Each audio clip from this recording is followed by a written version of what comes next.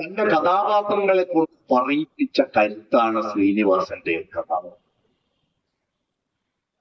ശ്രീനിവാസന്റെ കഥാപാത്രങ്ങൾ അദ്ദേഹത്തിന്റെ സ്വയം അപകർഷതാ ബോധത്തെ ആണ് ഏറ്റവും കൂടുതൽ അദ്ദേഹം വിപണനം ചെയ്തത്. അദ്ദേഹത്തിന്റെ അത്ഭുതം ഉദയനാണ് താരൻ എന്ന സിനിമയിൽ ശ്രീനിവാസൻ എഴുതി മോഹൻലാലിനെ കൊണ്ട് പറയിപ്പിക്കുന്ന ഒരു സംഭാഷണം. ആ സംഭാഷണം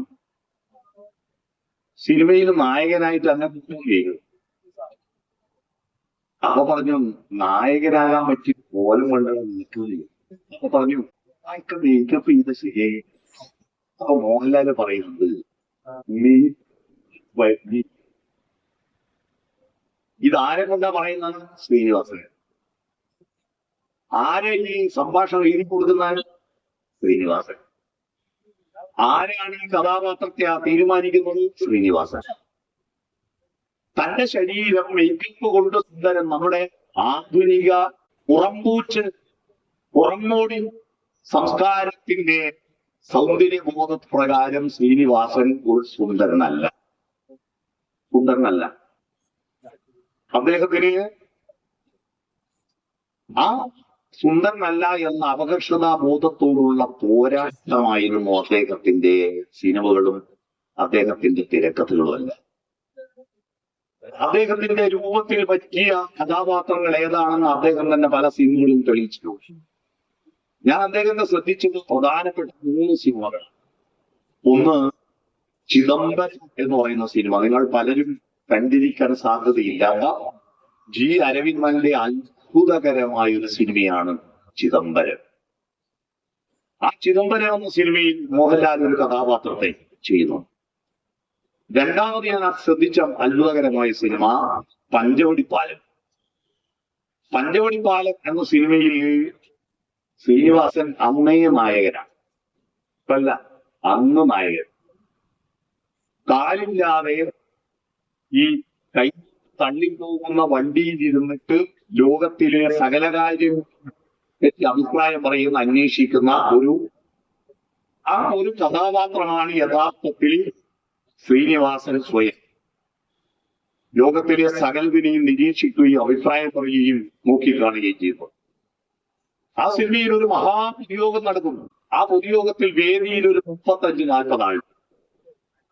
സദസ്സിൽ ഒറ്റ ഒരാൾ ഈ ഉന്തുവണ്ടിയിൽ ഇരിക്കുന്ന ശ്രീനിവാസൻ മാത്രമാണ്. മാന്യമഹാജനങ്ങളെ എന്ന് മൈക്കിന്റെ ശബ്ദം വന്ന് താളം മൈക്കിങ്ങനെ അലടിച്ചു പോകുമ്പോൾ ഒറ്റയ്ക്കായിരിക്കുക. അവസാനം ആ സിനിമയിൽ പാലം തകർന്നിട്ട് മരണത്തിന് ശേഷം കഥാപാത്രമാകുന്നു ശ്രീനിവാസൻ. പാലം തകർന്നിട്ട് ഇദ്ദേഹത്തിന്റെ വണ്ടി, ഈ ഉന്തുവണ്ടി മാത്രം വെള്ളത്തിലൂടെ ഒഴുകിപ്പോകുന്നതാണ് സിനിമയുടെ ക്ലൈമാക്സ്. ബാക്കി എല്ലാവരും നീതി രക്ഷപ്പെടുകയും ഭിന്നശേഷിക്കാരനായ ഒരാൾ മാത്രം വെള്ളത്തിൽ പെട്ട് മരിച്ചു ചെയ്യുന്നതായിട്ടാണ് ആ സിനിമയുടെ അവസാനം. പിന്നെ മൂന്നാമത്തെ സിനിമ തേന്മാവിൻ കൊമ്പത്ത് എന്ന സിനിമയിലെ അപ്പക്കാള എന്നൊരു കഥാപാത്രം. ഈ അപ്പക്കാള എന്ന കഥാപാത്രം അയാളുടെ ബോഡിക്ക് പറ്റിയ രീതിയിൽ അയാളത് കാണും. ഞാളെ ചെറിയ ബുദ്ധി തോന്നിയ കഥാപാത്രം അപ്പക്കാള.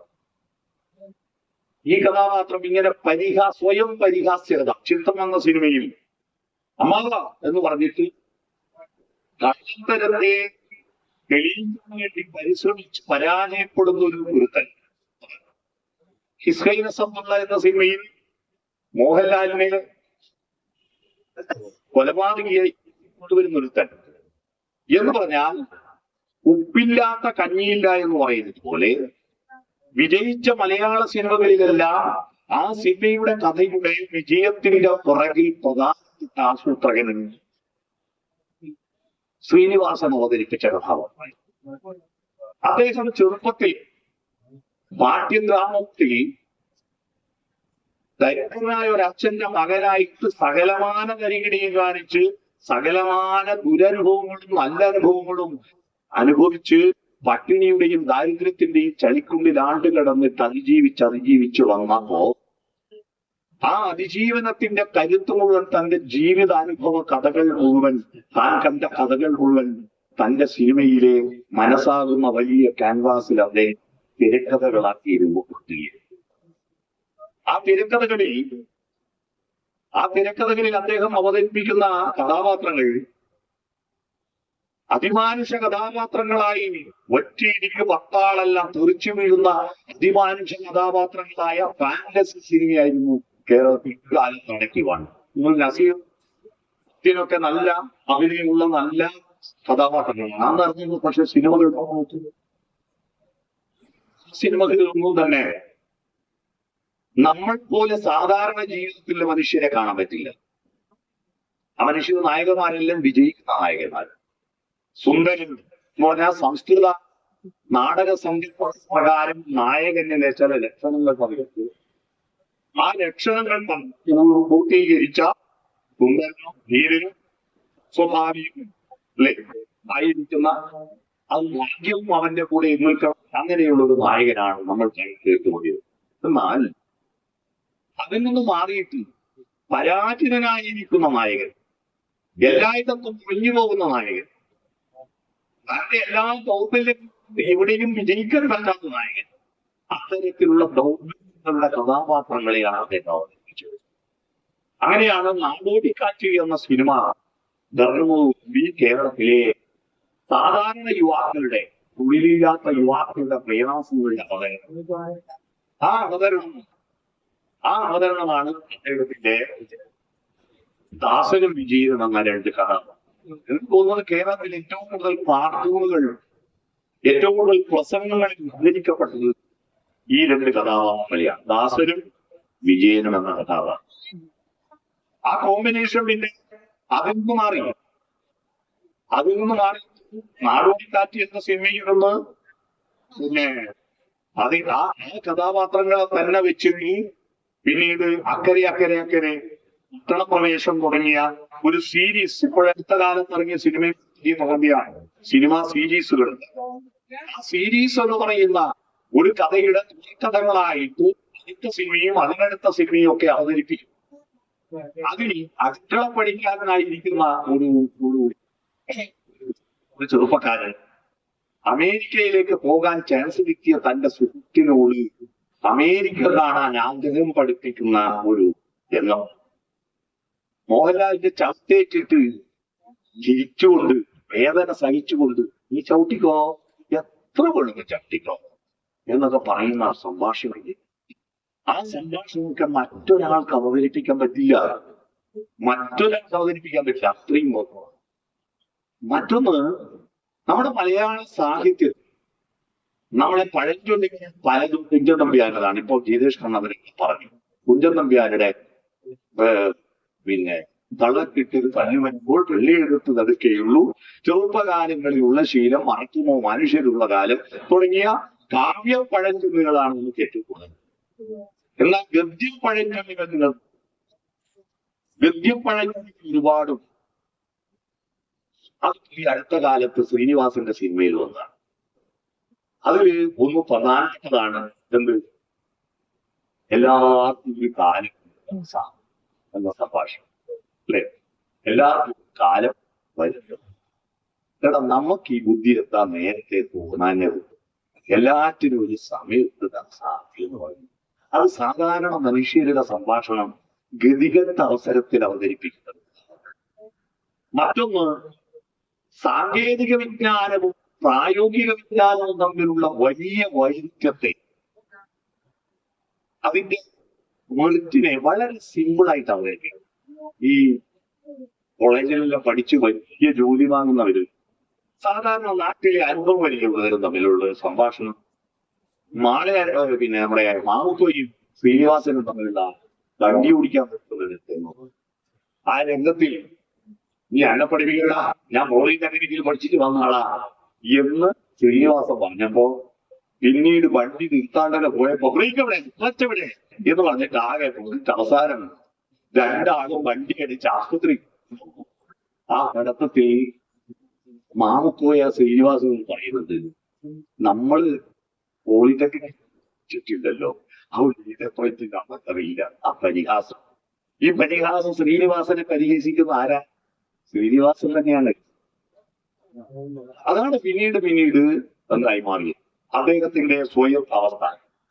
എന്തിന് മമ്മൂട്ടിയുടെയും മോഹൻലാലിന്റെയും നായികമാരായിട്ട് അഭിനയിക്കുന്ന നടിമാർ, ആ നടിമാരെ തന്റെയും നായികയാക്കാമെന്ന് അവതരിപ്പിച്ചുകൊണ്ട് വടക്ക് നോക്കിയ സിനിമ. ഈ സിനിമ പാർവതിയാണ് ഇദ്ദേഹത്തിന്റെ. സംയുക്ത പറഞ്ഞ ഇദ്ദേഹത്തിന്റെ നായികയായി വരുന്നുണ്ട്, പാർവതി നായികയായി വരുന്നുണ്ട്, മീന നായികയായിട്ട് നല്ല സുന്ദരിമാരെ നായികയാക്കിയിട്ട് അവതരിപ്പിക്കും. ആ വടക്കു നോക്കിയ സിനിമ അവാർഡ് കിട്ടിയപ്പോ റഘുവിന്റെ സിനിമ പോലും മത്സരിച്ചുകൊണ്ടാണ് വടക്കു നോക്കിയതൊക്കെ അവാർഡ് കിട്ടിയപ്പോ അത്ഭുതകരമായി. ആ അത്ഭുതം ഒരു അപകർഷതയുള്ള ഭർത്താവ്, അപകർഷത ബോധമുള്ള ഭർത്താവ്. കേരളത്തിൽ അങ്ങനത്തെ എത്ര ഭർത്താക്കന്മാർ വോട്ട് വെക്കുമ്പോ ഇങ്ങനെ നിൽക്കുന്നേ അല്ലേ? അതിന് ഉയരം കുറവാണെന്നുള്ള സംശയം കൊണ്ട് പൊന്തി നിന്നേറ്റ് ഫോട്ടോ എടുത്തതിന്റെ ഫീലിൽ ഉണ്ടാകുന്ന ആ ഫോട്ടോ പിന്നെ പത്തിട്ട് ആ ഫോട്ടോ എടുക്കുന്ന ആ രംഗം അതിൽ ശ്രീനിവാസ സംവിധാനം ചെയ്തതാണ്. മാറിപ്പോയ ചിരിക്കുന്ന സ്മൈൽ എന്ന് പറഞ്ഞിട്ട് മാറിപ്പോയതാ ഇങ്ങനെ ചിരിക്കണ്ടെന്ന് പറഞ്ഞിട്ട് മാറിപ്പോയിട്ട് ചിരിയുണ്ട്. ചിരിച്ചിട്ട് ചിരിക്കാത്ത ഒരൊറ്റ അത്തരത്തിലുള്ള സിനിമ. ഞാൻ ഡൽഹിയിൽ ഒരു ന്യായവൈദ്യത്തിന്റെ സമരത്തിന് പോയപ്പോ എന്റെ നാട്ടിൽ ഡൽഹിയിൽ ഒരു പ്രമുഖനായിരിക്കുന്ന കോൺഗ്രസ് നേതാവ് എല്ലാ നടന്മാരെയും നടിമാരെയും സിനിമ പിന്നെ പാർലമെന്റ് മന്ദിരത്തിൽ വരെ കയറി അത്രയും പത്തുള്ള ഒരാളാണ്. കെ ജയരാജ് എന്ന അദ്ദേഹം. ഇദ്ദേഹം ഞാൻ തിരിച്ചിങ്ങോട്ടുള്ള ട്രെയിനിന്റെ ടിക്കറ്റ് അപ്പൊ തന്നെ ക്യാൻസലാക്കി പിന്നെ പോവാന്ന് പറഞ്ഞിട്ട് എന്നെയും കൂട്ടി വിട്ടു.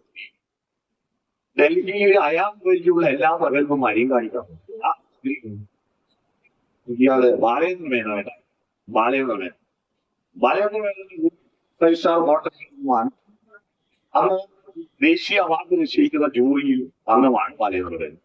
അപ്പൊ ബാലേന്ദ്ര സംസാരിച്ച് അന്ന് ഈ മൊബൈൽ ഫോൺസ് ഇല്ലാത്തതുകൊണ്ട് ഒന്നിച്ച് ഫോട്ടോ എടുക്കാൻ പറയും. അപ്പൊ സംസാരിച്ച് അദ്ദേഹത്തിന്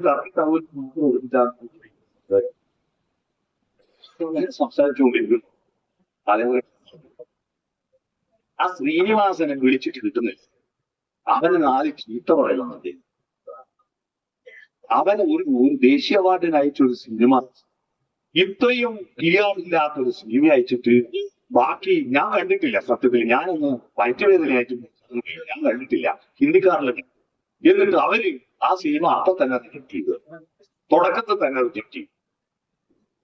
എന്താ പ്രശ്നം ചോദിച്ചപ്പോ ആദ്യം തന്നെ വെറും കാപ്പ് മാത്രമേ ഉള്ളൂ, സീനൊന്നും വെറും സംഭാഷണം മാറി. അപ്പൊ തന്നെ അത് റിജക്ട് ചെയ്തു. ഞാൻ ചോദിച്ചു ചിന്താവിഷ്ടിയായ ശ്യാമള എന്നുള്ള സിനിമയാണോ? അത് തന്നെ സിനിമ. അന്ന് ആ സിനിമ അത്ര പോപ്പുലറായി ഇറങ്ങിയവളാണ്. ഞാൻ പറഞ്ഞു സാർ അത് ഹിന്ദിക്കാർക്ക് ആ സിനിമയുടെ രംഗത്തിന്റെ കഥ മനസ്സിലാവാഞ്ഞിട്ടാ. കരണ്ട് പോയിട്ട് ഇരുട്ട് സംഭാഷണം മാത്രമുണ്ട്, ഇരുട്ട് മാത്രമായിട്ട് സദസ് മുഴുവൻ കൂറുന്നു. സദസ് മുഴുവൻ എല്ലാം പോയി കഴിഞ്ഞിട്ട് അവസാനം കൂവിയെല്ലാം പശ്ചാത്തലം കൂവിയത് എന്തിന് പലക്കെട്ടായിരുന്നു. അവസാനം കഥാപാത്രം പറയുന്നത് പലക്കെട്ട് കൊണ്ട് ശല്യം വീഴുന്നു. പലക്കെട്ട് കൊണ്ടാണ്.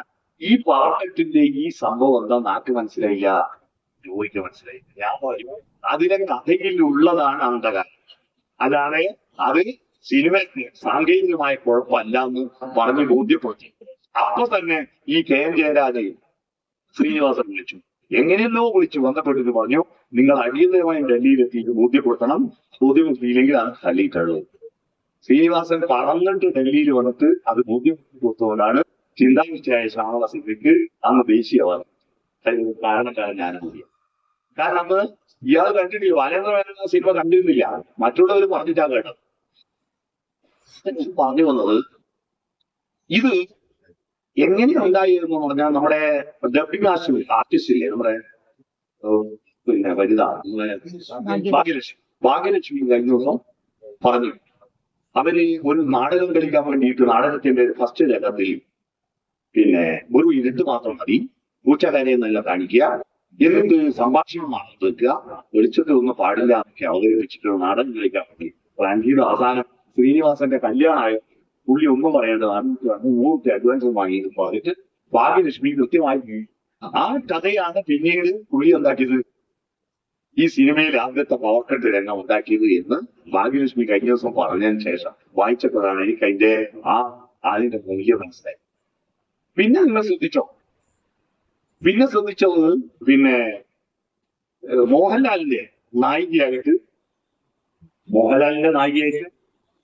മീനവൻ സിനിമ പുതിനാട് താരം. ആ സിനിമ അതിനേക്കാൾ വലിയ സുന്ദരിയെ കല്യാണം കഴിക്കാൻ എനിക്ക് നായികയാകാം എന്നാണ് അതിന്റെ അടുത്ത കഥയിൽ പുതിനാട് താരം എന്ന സീനിന്റെ അടുത്ത കഥയിൽ പിന്നെ അതിൽ ഭാര്യയായിട്ട് അഭിനയിക്കുന്ന നടിയുടെ പേര് ഭാര്യയായിട്ടാണ് അടുത്ത സിനിമ. എന്ന് പറഞ്ഞാൽ തന്റെ ശരീരത്തിന്റെ തന്റെ കഴിവില്ലായ്മ നിങ്ങൾ അറിയുമോ? അയാൾ ആദ്യം തന്നെ സിനിമ സംവിധാനം ചെയ്യാൻ പോകുള്ള അബദ്ധമാണ്, എന്താണെന്ന് ചെയ്യേണ്ടതെന്ന് അറിയാത്ത അബദ്ധമാണ് ചിന്താദൃഷ്ടിയായ ശ്യാമളയിൽ സിനിമ പിടിക്കാൻ പോയിട്ട് ക്യാമറ കുളത്തിലേക്ക് ചാടുകയാണല്ലോ എന്ന സംഭാഷണം. ഈ സംഭാഷണം ഇയാൾ ആദ്യം പറ്റിയ അബദ്ധം ആദ്യം സിനിമ എടുക്കാൻ പോയിട്ട് ഈ ക്യാമറ ഏരിയ വന്നിട്ടുള്ള പിടിക്കാത്ത ആയിരുന്നു. അതാണ് ഇയാൾ സിനിമ ഇതുപോലെ തന്റെ അനുഭവങ്ങൾ തന്റെ ദൗർബല്യങ്ങളല്ല അവതരിപ്പിക്കുക. ശങ്കരാടിയെ കുറിച്ച് നടത്തിയ ശങ്കരാടി സംഭാഷണം അതാണ് ശ്രീനിവാസന്റെ സംഭാഷണങ്ങളിൽ ഏറ്റവും പ്രശ്നം. അല്ലെ, വിഘടനവാദികളും തമ്മിൽ പരസ്പരം അകൽച്ചയിലാണെങ്കിലും അവരുടെ അന്ധകാരം ഈ ജഗതിയിൽ ശങ്കരാടി പറയുന്ന സംഭാഷണം ഇന്നും പ്രസക്തമായ നല്ല സംഭാഷണമാണ്. പക്ഷെ ഈ സംഭാഷണം മനുഷ്യന് മനസ്സിലാകുന്ന ഭാഷയിൽ പറയണ്ടേ? ഇതാണ് ആ സിനിമയുടെ ശ്രീനിവാസൻ ലോകത്തിൽ പറയുന്നത്. രാഷ്ട്രീയം തോന്നുന്നവൻ ഇഷ്ടമില്ലാത്തവൻ രാഷ്ട്രീയത്തിൽ വിലയുണ്ടാവില്ല എന്ന് ബോധ്യപ്പെടുക. ആ സിനിമയെ സന്ദേശം എന്ന സിനിമയെ ചിത്രമാക്കുന്നവരുണ്ട്. പക്ഷേ സന്ദേശം എന്ന സിനിമ ഞാൻ രാഷ്ട്രീയ പ്രവർത്തനത്തിൽ ഇറങ്ങുന്നവരാണ്. എനിക്കൊക്കെ ഒരുപാട് ഗുണപാഠങ്ങൾ ഉണ്ടാക്കി സന്ദേശം എന്ന സിനിമ എന്ന് പറഞ്ഞാൽ ഒരു സാധാരണ മലയാളി എങ്ങനെ ആകരുത് എന്നതിന്റെ പ്രതീകങ്ങളാണ് അദ്ദേഹത്തിന്റെ സിനിമകളിലെ കഥാപാത്രം. എങ്ങനെ ആകരുത് എന്നാണ് അദ്ദേഹം പിന്നീട് കൈരളി ചാനലിലുള്ള ഇന്റർവ്യൂവിലും അദ്ദേഹത്തിന്റെ അനുഭവങ്ങൾ എന്തെങ്കിലും അവതരിപ്പിച്ചുകൊണ്ട് ഞാൻ പോവുക. അദ്ദേഹത്തിന് അയാൾ കഥ പറയും അയാൾ കഥ എഴുതുകയാണ്. ഇന്ന് സിനിമയുടെ 100ാമത്തെ ആഘോഷത്തിന് ഊട്ടുപറമ്പിൽ വന്നപ്പോ ഇയാൾ മോഹൻലാലും ശ്രീനിവാസനും വരുമ്പോ കുറച്ച് നേരം പോയിട്ട് കാക്കീസെല്ലാം അയച്ചു കുടിച്ച് നാമിലേക്ക് പകരുണ്ടായി. അപ്പൊ അതിനെപ്പറ്റി ശ്രീനിവാസൻ പറയുന്നുണ്ട്, അന്ന് അടികൊള്ളേണ്ടത് എനിക്ക് മോഹൻലാലല്ലേ, പക്ഷേ ആ പാവപ്പെട്ട ടാക്കീസ് ശൈല ടാക്കീസിന്റെ മോഹൻലാൽ എന്ത് പഠിച്ചെന്ന് എനിക്ക് ഇതുവരെ മനസ്സിലായിട്ടില്ല. ഇനി അദ്ദേഹം ബോധെടുത്തേക്കാ തോന്നുന്നത് എനിക്ക് മനസ്സിലാവില്ല എന്ന് അദ്ദേഹം തന്നെ പറയുന്ന രംഗം. അത്തരത്തിൽ 2-3 വേദികളിൽ എനിക്ക് ഇരിക്കാൻ ഇടകിട്ടി. അവിടെയൊക്കെ അദ്ദേഹം വേദി ഈ സ്വാഗത പ്രസംഗകന്റെയും അധ്യക്ഷ പ്രസംഗകന്റെയും വിശേഷണങ്ങൾ പറയുന്നത് കിട്ടിട്ട് അസ്വസ്ഥചിത്തരായി. ഇപ്പോ ഈ ഏങ്കർമാരില്ലേ, പരിപാടിയിൽ ഏങ്കർമാർ വാക്കുകൾ കൊണ്ട് അമ്മാനമാടിയിട്ട് ഈ പ്രസംഗിക്കാൻ വന്ന ആളേക്കാൾ ഞാനാണ് ഇത് സമർത്ഥൻ. ശ്രീനിവാസന്റെ ഒരു വേദിയിൽ നിന്ന് പട്ടായക്കുന്ന അയാളെ നാട്ടിലെ വേദിയിൽ നിന്ന് ശ്രീനിവാസനെ പൊളുത്തി പറയുമ്പോ അസ്വസ്ഥചിത്തനായിട്ട് ഞാനിപ്പോ കേരി അടിക്കുവാനെന്ന് പറഞ്ഞു. ഞാനിപ്പോ കേരി അടിക്കുവാൻ. ശ്രീനിവാസനെ അറിയേണ്ടത് ഇയാളെ വാക്കുകൊണ്ടല്ലല്ലോ, ശ്രീനിവാസനെ അറിയാൻ ആരാളുള്ളത്? ആരുമില്ല. ഇങ്ങനത്തെ കുറെ ജാടകൾ കളിക്കുന്ന മലയാളി ആ മലയാളികളെ കൃത്യമായി നെറേറ്റ് ചെയ്തു വെച്ച് ഈ ജനങ്ങൾ എത്രയൊക്കെ പ്രധാനപ്പെട്ട കഥാപാത്രങ്ങൾ അല്ലെ, എത്രയൊക്കെ പ്രധാനപ്പെട്ട കഥാപാത്രങ്ങൾ. അത് ഏറ്റവും പ്രധാനം ഇപ്പൊ ശരിയാക്കി തരാമെന്ന് ഒരു സംഭാഷണം. വെള്ളാനകളുടെ നാട്, അത്തരത്തിൽ എത്രയെത്ര സംഭാഷണങ്ങളാണ് അദ്ദേഹം എഴുതിയത്. അദ്ദേഹത്തിന്റെ കഥകൾ അദ്ദേഹം സിനിമയിൽ അല്ലായിരുന്നെങ്കിൽ സാഹിത്യ രംഗത്ത് ഒരു പ്രഗത്ഭനായിരിക്കും പ്രഗത്ഭനായ കഥാപാത്രത്തിന് കിട്ടുമായി. കാരണം സിനിമ ഉണ്ടാക്കിയതിന്റെ ഒരു കഥ ഒരു ഒരു സിനിമ ഉണ്ടാക്കുന്ന സമയത്തിനുള്ളിൽ ഒരു കഥാകൃത്യത്തിന് ഒരു പുസ്തകത്തിൽ നിറയെ കഥകളുണ്ട്. കാരണം ഒരു സിനിമയ്ക്ക് ഒരു കഥയെ വിപുലപ്പെടുത്തി അത് ഷൂട്ട് ചെയ്ത് അത് തിരക്കഥ ചെയ്ത് കൊണ്ടുവരാൻ എത്രയോ മാസങ്ങളിലെ ഒരു തപസ്യയാണ്. ആ സമയം മുതൽ അതിൽ മാത്രമേ അയാളുടെ മനസ്സിലുണ്ടാവും.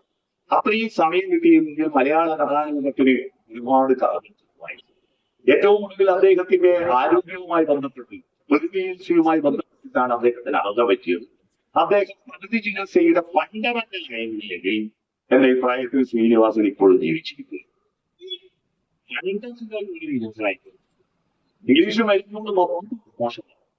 അങ്ങനെ പറയുമ്പോൾ ഒരു ചാനൽ ഇന്റർവ്യൂവിൽ നികേഷ് ചോദിക്കുന്നുണ്ട്, ഇതൊക്കെ പറയുന്നു നിങ്ങളിപ്പോ തിയേറ്റർ വിളിച്ചോട്ടാണെന്ന് പറയുന്നത്. അപ്പൊ അതിലൊരു പൊട്ടിച്ചിരി മാത്രമായി അവസാനം കൃഷിയൊക്കെ ചെയ്ത് നല്ല നിലയിൽ പോകുമെന്ന താല്പര്യം. അദ്ദേഹത്തിന്റെ 2 മക്കൾ അദ്ദേഹത്തിന്റെ നല്ല രീതിയിൽ ചെയ്യും. അതിൽ ഒരാളാണ് പ്രതിഭ വിനീത് ശ്രീനിവാസൻ. അവന് പാട്ടിൽ പ്രതിഭയാണ്. നല്ല സിനിമകൾ ഉണ്ടാക്കാൻ ആക്ടിന്റെ അറിവികൾ എന്ന സിനിമയൊക്കെ നല്ല സിനിമകളാണ്. അഭിനയിക്കാൻ നല്ല പ്രതിഭയാണ്. മറ്റേയാൾ പിന്നെ കഴിയല്ലാതെ അയാൾ പ്രതിഭാജകനാണ് താൻ എന്നിതുവരെ തെളിയിച്ചിരുന്നില്ല. ശ്രീനിവാസന്റെ മോനായിട്ട് മാത്രം ആളുകൾ അങ്ങനെ അംഗീകരിച്ചു എന്നല്ലാതെ അവൻ അത്ര ശ്രീനിവാസന്റെ ഒരു കാര്യമില്ല. എന്നാൽ വിനീത് ശ്രീനിവാസൻ ആ പാരമ്പര്യം ലഭിച്ചിട്ടുണ്ട്. അപ്പോ അത്തരത്തിൽ ശ്രീനിവാസൻ എന്ന് പറയുന്നത് കേവലം സിനിമ അവരെല്ലാം ജനങ്ങൾക്ക് ഇഷ്ടപ്പെട്ടവരെ. ശ്രീനിവാസൻ കേവലം അദ്ദേഹം മലയാള സംസ്കാരത്തിനും മലയാള സാംസ്കാരിക ചരിത്രത്തിനും മലയാള ഭാഷാ ചരിത്രത്തിനും സ്വന്തമായ വ്യക്തിത്വത്തിന്റെ അടയാളപ്പെടുത്തലുകൾ ഉണ്ടാക്കിയിട്ട് ആണ് അദ്ദേഹം പോയി. അദ്ദേഹത്തിന്റെ ആ ജ്വലിക്കുന്ന ഓർമ്മകൾക്ക് വേണ്ടി ആദരാഞ്ജലികൾ അർപ്പിക്കുന്നു. നമുക്കത് ചെയ്യാൻ പറ്റും. അദ്ദേഹത്തെ അനുസ്മരിക്കാൻ നമുക്ക് നല്ല സിനിമകൾ കാണാൻ കഴിയും. മലയാളികൾ ഇപ്പൊ അടുത്ത കാലത്ത് കാണിച്ച ഏറ്റവും വലിയ വസ്തുത, മലയാളികൾ എനിക്ക് പറയാൻ പറ്റിയ വസ്തുത, ദിലീപിന്റെ എല്ലാ സിനിമകളും കാണാതെ പൊടിഞ്ഞു പോകുമ്പോൾ എന്നതാണ്. മലയാള പ്രേക്ഷകന്മാർ നല്ല വസ്തുത കാണിക്കുന്നു. മോഹൻലാലിനെ കൂട്ടിയിട്ട് അഭിനയിപ്പിച്ചു. ഇപ്പൊ ചോദിക്കുമ്പോ അല്ലേ, അത് വളരെ നല്ല കാര്യമാണ്. സിനിമാ രംഗത്ത് ഓവറായിട്ട് ഈ പുതിയ ട്രെൻഡുകൾ നെഗറ്റീവ് ട്രെൻഡുകൾ, അന്ധവിശ്വാസങ്ങളുടെ വിളനിലമാണ് മലയാള സിനിമ. പൂജ സിനിമക്ക് മുട്ടയിൽ പൂർവ്വത്തടക്കം ചെയ്യുന്ന പരിപാടിയാണ് സിനിമയിലൂടെ. അന്ധവിശ്വാസികളാണ് ഭൂരിപക്ഷം ആളുകൾ സിനിമാ രംഗത്ത് എന്നത് ഒരു ഭീകരമായ ദയനീയമായ അവസ്ഥയാണ്. അന്താരാഷ്ട്ര നിലവാരത്തിലേക്ക് മലയാള സിനിമകൾ ഉയർന്നു വന്നിട്ടുണ്ട്. ചില സിനിമകൾ ഉയർന്നു വന്നിട്ടുണ്ട്. പക്ഷേ അതിനുമായ ഉയർന്ന പ്രേക്ഷകർ നമ്മുടെ ഫിലിമോത്സവങ്ങളിൽ സൈഡ് ബാഗ് നോക്കി പോകുന്ന പ്രേക്ഷകരില്ലെന്ന് ഞാൻ പറയുന്നില്ല. പക്ഷെ സാധാരണ ജനങ്ങൾ ഇത്തരം സിനിമകൾ കാത്തിരുവൽ ഈ പാട്ട് കേട്ടിട്ട് പോകുന്ന DJ ഡാൻസ് മാത്രം പോകുന്ന ഒരു പ്രേക്ഷകർ പുതിയ തലം ഇപ്പോ വില്ലൻ നായകനാവുകയും നന്മ അടിസ്ഥാനത്താവുകയും ചെയ്തിട്ടുള്ളതാണ്. ശ്രദ്ധിച്ചിട്ടുള്ളൂ. വില്ലൻ നായകനാവും കണ്ട ചോര കൊണ്ട് സഹിച്ച് സോഡാ സർബത്ത് അടിക്കുന്നവൻ, വേനക്കത്തി കൊണ്ട് വിദ്യാരംഭം കുറിച്ചവനെ പടച്ചവന് 10ൽ 10 മാർക്ക്. ഇനി അങ്ങോട്ട് തന്നിഷ്ട കൂത്ത്, ഉന്നം മറന്നൊരു കൂക്ക്, ഗുണപാഠങ്ങൾ മതിയാകാൻ, ഇതെൻ പാത എൻ അധികാരം, വഴിതെറ്റാനുള്ള അവകാശം. കല സാമൂഹ്യ നന്മയ്ക്കും നവീകരണത്തിനും വേണ്ടിയല്ല.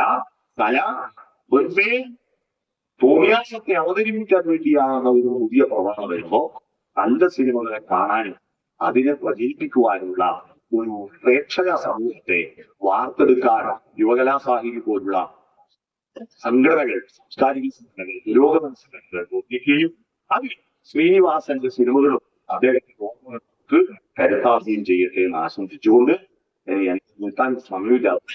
ഈ പരിപാടി സംഘടിപ്പിച്ചതിന് യുവകലാസാഹിതിയുടെ ഈ കണ്ണപുരം ചെറുകുന്ന മേഖലയിലെ പ്രവർത്തകരെ ഊഷ്മളമായി അഭിനന്ദിച്ചു ഞാൻ എന്റെ വാക്കുകൾക്ക് വിരാമം.